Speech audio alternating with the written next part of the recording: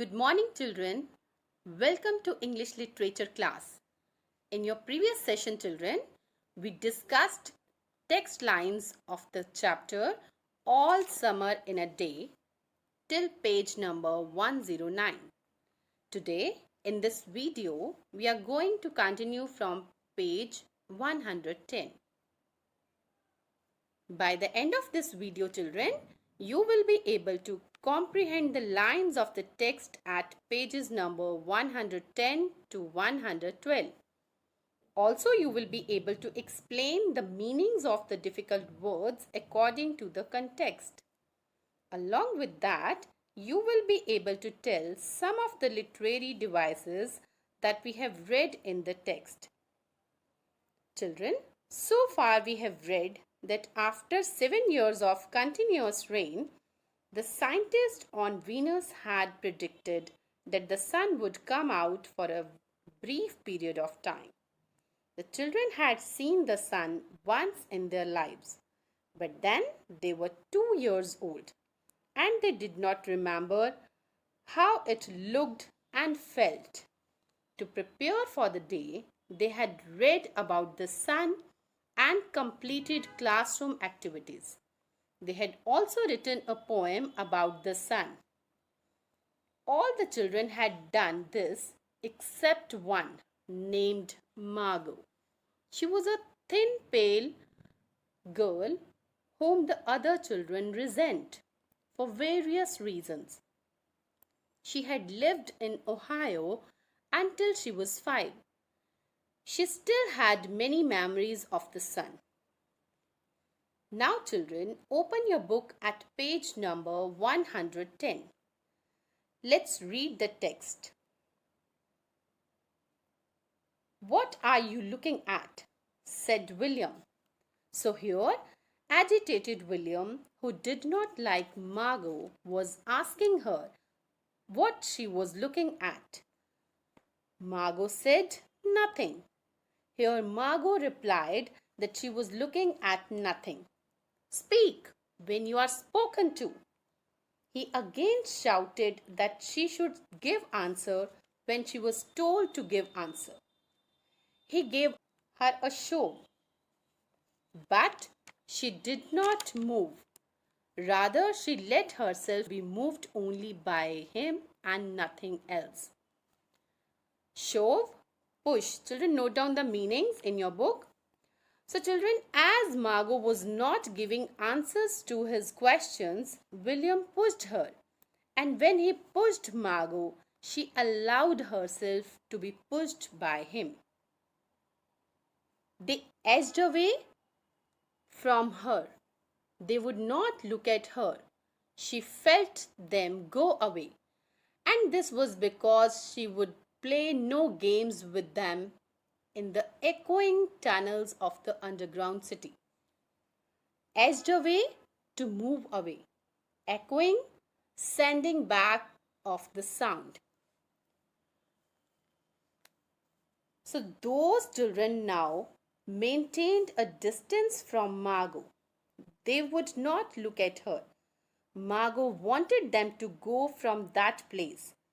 The reason was she did not want to play any game with them in the echoing tunnel of the city. So children, how would the tunnel echo? The tunnel echoed with the sounds of children. Let's continue.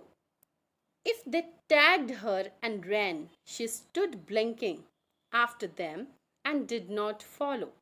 When the class sang songs about happiness and life and games, her lips barely moved. Tagged, pushed, blinking, shut and opened eyes. Barely, hardly. So if those children pushed her or teased her and ran, she never followed them and remained there on her place with her opened eyes and never reacted. But whenever those children sang songs about happiness, life and games, she did not utter a single word. She did not sing because she was not happy. Only when they sang about the sun and the summer did her lips move as she watched the drenched windows. Drenched, completely wet. So, whenever those children sang songs about the sun and the summer, then only her lips moved while she observed the windows which were completely wet because of the rain. So, why were the windows drenched? The windows were drenched due to the continuous rain on the planet Venus. And then, of course, the biggest crime of all was that she had come here only 5 years ago from Earth. And she remembered the sun and the way the sun was and the sky was when she was 4 in Ohio. And they had been on Venus all their lives, and they had been only 2 years old when last the sun came out and had long since forgotten the color and heat of it and the way it really was. But Margot remembered. So, children, the biggest mistake of Margot was that she had come on the planet Venus only 5 years ago from the Earth. There she lived in Ohio and had beautiful memories of the sun and the sky. At that time, she was 4 years old, while the other children who had lived on the planet all their lives had faded memories about the sun. Because when the last time the sun had appeared on the planet Venus, they were only 2 years old. So they did not remember the color as well as the heat of the sun. "It is like a penny," she said, once eyes closed. "No, it's not," the children cried. "It's like a fire," she said, "in the stove." "You are lying. You don't remember," cried the children. So, children, there was always an argument between Margot and the other children about how the sun looked. They never agreed to her views. She described the sun as a penny, that is a coin. She described the warmth of the sun as the burning fire in the stove. But they said she was lying and she did not remember anything about the sun. But she remembered and stood quietly apart from all of them and watched the patterning windows. Apart, separate. Patterning, designing patterns. So, children, Margot did not react because she remembered all about the sun, and the other children's words did not affect her. She watched the windows which had pattern or designs on its glass because of the rain. Let's continue page 111. And once a month ago, she had refused to shower in the school shower rooms, had clutched her hands to her ears and over her head, screaming, "The water must not touch her head." So after that, dimly, she sensed it. She was different and they knew her difference and kept away. Clutched, grasped tightly, screaming, shouting, sensed, felt. So children, Margot was so devastated with the continuous rain that a month ago she had refused to take a shower in school shower rooms, as she did not even want the water to touch her head. So she covered her ears and head with her hands and shouted that water must not touch her head. After that, Margot understood that she was different from the other children, and the other children also noticed it. So they remained away from her. There was a talk that her father and mother were taking her back to Earth next year. It seemed vital to her that they do so, though it would mean the loss of thousands of dollars to her family. Vital, important. So children, after seeing how Margot was suffering on the Venus, her parents decided to take her back to the Earth in spite of the fact that they would have to spend thousands of dollars to send her back. And so the children hated her for all these reasons of big and little consequence. They hated her pale snow face, her waiting silence, her thinness, and her possible future. Consequence, result. So the children hated Margot for all big and small reasons. The rumor that her parents were planning to take her back to the earth made her classmates hate her even more. They even hated her for her appearance. Children, here you must have noticed that the absence of the sun on Venus had turned Margot pale and frail. Get away! The boy gave her another push. What are you waiting for? Then, for the first time, she turned and looked at him. And what she was waiting for was in her eyes. So William pushed Margot again and asked her to go away from the planet Venus and asked her what was she waiting for. Margot did not speak but looked at him, and in her eyes it was very clear that she was waiting for the sun to come up. Well, don't wait around here, cried the boy savagely. You won't see anything. Her lips moved. So savagely, rudely. So here William shouted rudely at her and told her not to wait as she won't be able to see the sun now. Margot's lips moved as if she was going to say something. She was stunned to hear the words that William had spoken. Nothing, he cried. It was all a joke, wasn't it? He turned to the other children. Nothing's happening today, is it? They all blinked at him and then, understanding, laughed and shook their heads. Nothing, nothing.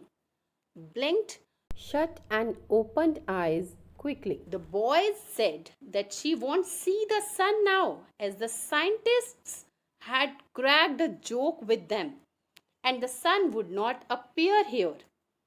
The other children understood that William was lying, but they supported him and shook their heads in affirmation that nothing would appear in the sky.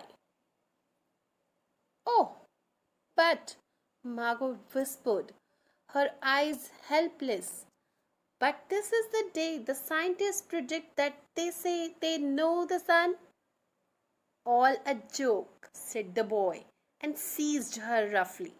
Hey, everyone, let's put her in a closet before the teacher comes.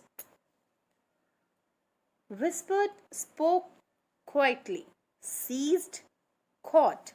So children, Margot looked helplessly at them. She said that the scientists had claimed that the sun would appear on the planet Venus that day. William protested and said enviously that it was a joke. While talking to her, he made a plan to put Margot in a closet before the arrival of the teacher. For this, he took help of his classmates. No, said Margot, falling back. They surged about her, caught her up, and bore her, protesting and then pleading and then crying back into tunnel, a room, a closet, where they slammed and locked the door.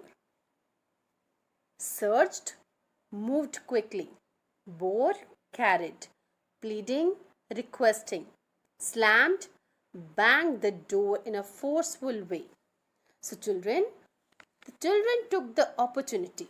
They moved Margot powerfully forward.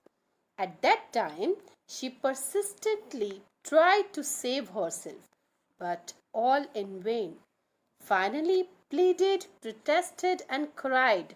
They pushed her forcefully in a dark closet and locked the door. They stood looking at the door and saw it tremble from her, beating and throwing herself against it.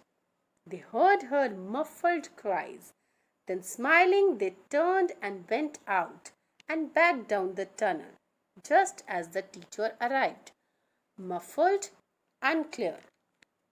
So, the children living on the planet Venus were feeling elated after locking Margot in the closet. Her muted shouts were heard by everyone, but it had no effect on them.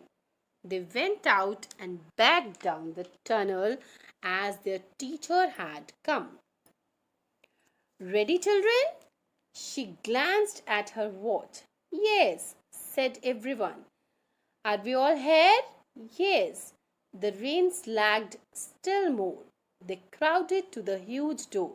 The rain stopped, glanced, looked, slacked, decreased. So, students, now their teacher had arrived. She looked at her wristwatch and inquired children if they were ready to see the sun. All children excitedly responded yes, they were ready. She inquired if all were present, and the children again responded yes, they all were present. In the meantime, the speed of the rain decreased. They all moved towards the enormous door, and finally the rain stopped. It was as if in the midst of a film concerning an avalanche, a tornado, a hurricane, a volcanic eruption, something had first gone wrong with the sound apparatus, thus muffling and finally cutting off all noise, all of the blasts and repercussion and thunders, and then second ripped the film from the projector and inserted in its place a beautiful tropical slide which did not move or tremor. The world ground to a standstill. Avalanche, a large amount of snow and rocks that slide suddenly down the side of mountain. A tornado, a violent and destructive storm. A hurricane, a storm with a violent wind. Apparatus, instrument, muffling a soundless cry. Tremor, shake. Now, children, what happened next? Now, finally, the rain had stopped. So, the current situation on the planet Venus was compared to a movie based on a huge, sudden flow of snow, a dangerous spinning wind storm, a gigantic, dangerous storm, a volcano. While seeing such movie in the middle, something at first had gone wrong with the sound. But finally, all the noise, all the blast and results and thunders were cut off. Now, how were they cut off? They were cut off because instead of this film, a new peaceful slide had been inserted in the projector, which did not move or shake. It seemed that the world ground to a stop. So the moving picture was replaced by a non-moving picture. The author has used auditory imagery to describe different types of noises. The silence was so immense and unbelievable that you felt your ears had been stuffed or you had lost your hearing altogether. The children put their hands to their ears. They stood apart. The door slid back and the smell of the silent waiting world came into them. The sun came out. So children, on the planet Venus, suddenly everything was silent. As we have read till now that there was noise of lightning, roar of clouds on the planet Venus. But now, as the rain had stopped, everything was quiet. It seemed as everybody's ears had lost their listening power altogether. Children were standing apart holding their hands on their ears. And finally, the most awaited moment came. They all witnessed the sun on the planet Venus. It was the color of flaming bronze, and it was very large, and the sky around it was blazing blue tile color, and the jungle burned with sunlight as the children, released from their spell, rushed out yelling into the springtime. Flaming bronze, the color of sun, yelling, shouting. So children, when the sun came up on the planet Venus, the children saw it was huge and its color was flaming bronze. And what was the color of the sky? The color of the sky was of a burning blue tile color. The author has used color imagery to describe the sun and the sky. So students, when the children came out, they saw the huge jungle on the planet Venus. They were mesmerized to see the springtime. In excitement, they ran out to play, and as a result, they ran freely in the sun. So here the sun symbolizes a promise of a return to who humans really are and how they experience life on earth. So students, here it appears that the children on the planet Venus were under a spell and they did not know how ordinary people behave. So the moment they saw the sun, they were released from their spell. Okay children, that's all for today's session. I hope you have understood well till now. Your homework for today is to solve the homework given in your SNAP homework. Thank you.